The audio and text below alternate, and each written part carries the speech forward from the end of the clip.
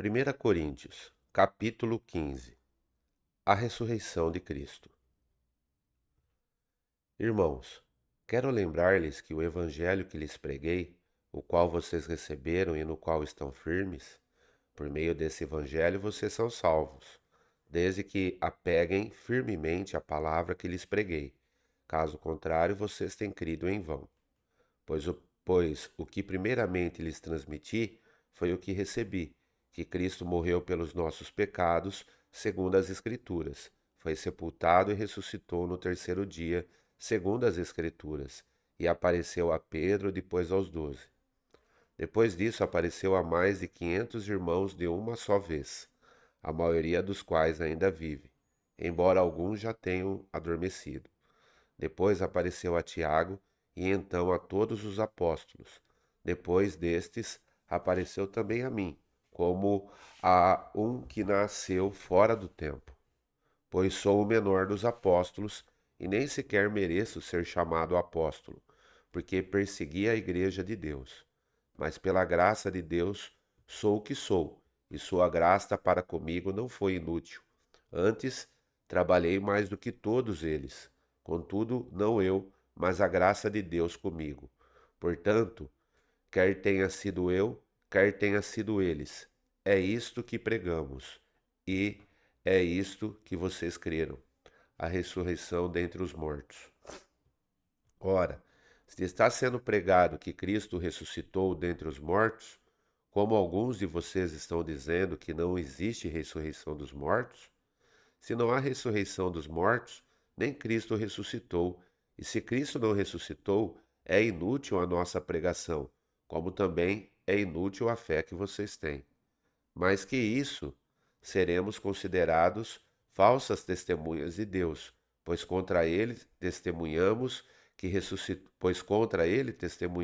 ressuscitou a Cristo dentre os mortos. Mas se de fato os mortos não ressuscitam, ele também não ressuscitou a Cristo. Pois se os mortos não ressuscitam, nem mesmo Cristo ressuscitou.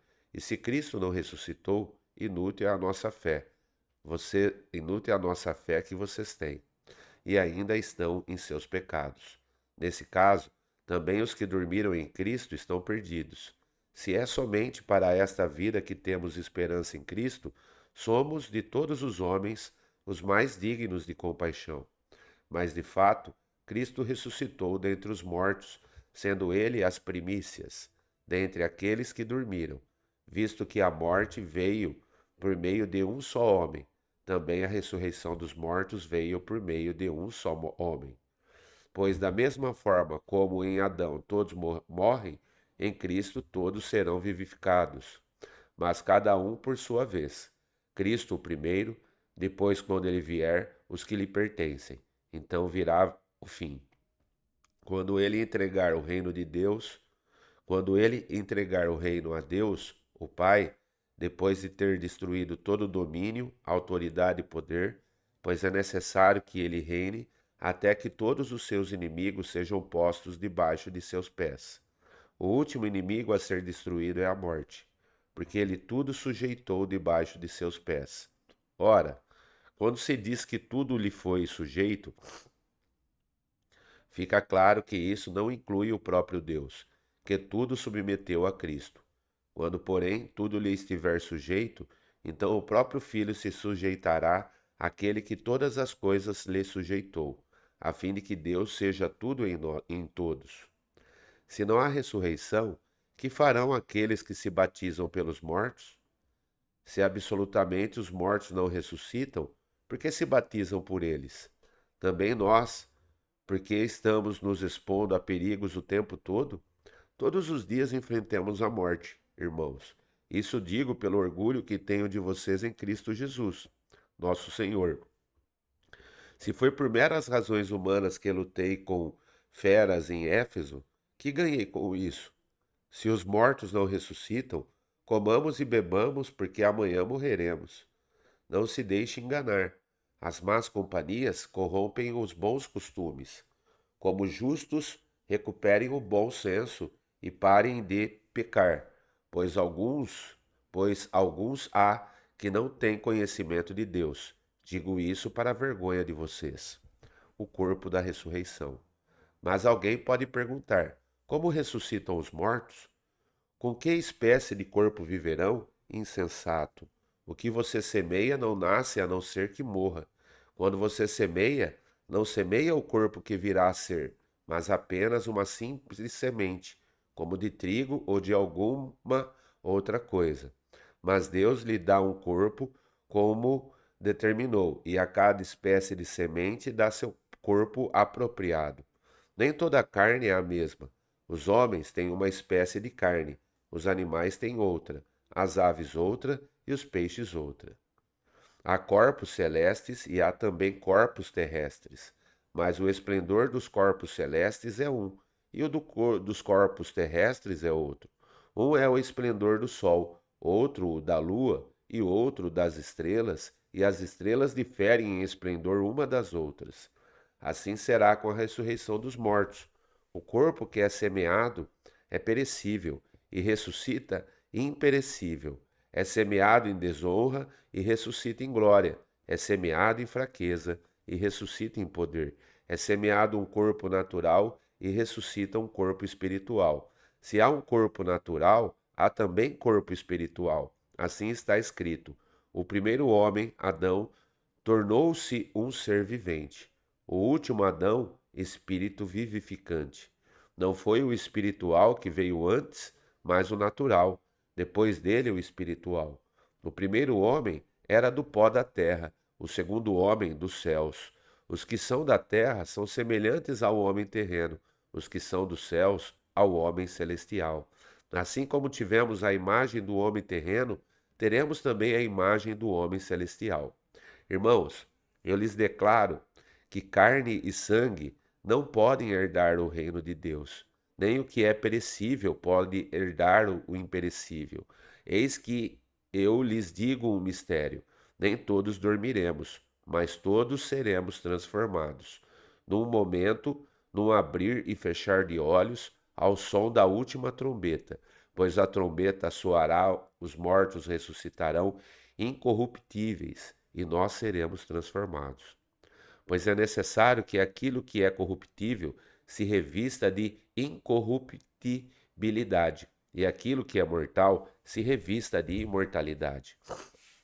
Quando, porém, o que é corruptível se revestir de incorruptibilidade e o que é mortal de imortalidade, então se cumprirá a palavra que está escrita: a morte foi destruída pela vitória. Onde está, ó morte, a sua vitória?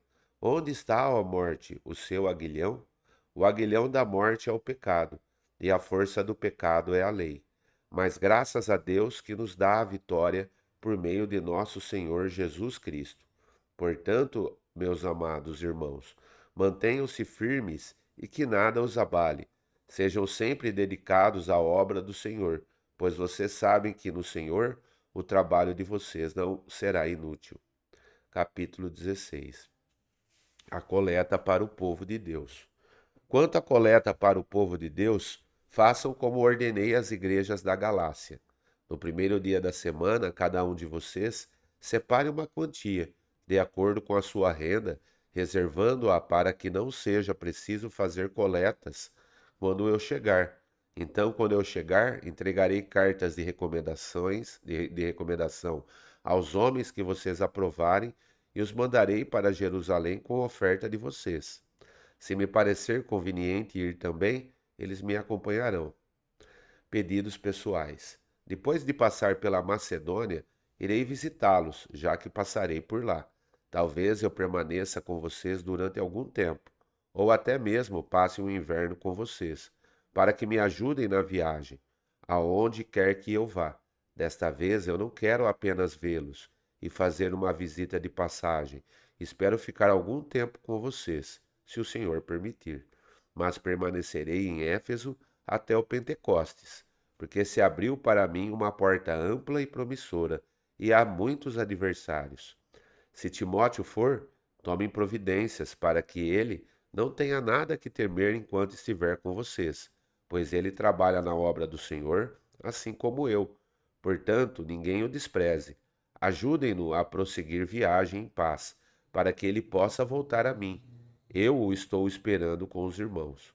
Quanto ao irmão Apolo, insisti que fosse com os irmãos visitar vocês. Ele não quis de modo algum, de modo nenhum ir agora, mas irá quando tiver boa oportunidade. Estejam vigilantes, mantenham-se firmes na fé, sejam homens de coragem, sejam fortes. Façam tudo com amor. Você sabe que os da casa de Estéfanas foram o primeiro fruto da Acaia, e que eles têm se dedicado ao serviço dos santos. Recomendo-lhes, irmãos, que se submetam a pessoas como eles e a todos os que cooperam e trabalham conosco. Alegrei-me com a vinda de Estéfanas, Fortunato e Acaio, porque eles supriram o que estavam faltando da parte de vocês. Eles trouxeram alívio ao meu espírito e ao de vocês também. Valorizem homens como estes. Saudações finais. As igrejas da província da Ásia enviam-lhe saudações Áquila e Priscila. O saudam efetuosamente no Senhor e também a igreja que se reúne na casa deles. Todos os irmãos daqui lhes enviam saudações. Saúdem uns aos outros com beijo santo. Eu, Paulo, escrevi esta saudação de próprio punho. Se alguém não ama o Senhor, seja amaldiçoado. Vem, Senhor, a graça do Senhor e Jesus seja com vocês. Recebam o amor que tenho por todos vocês em Cristo Jesus. Amém.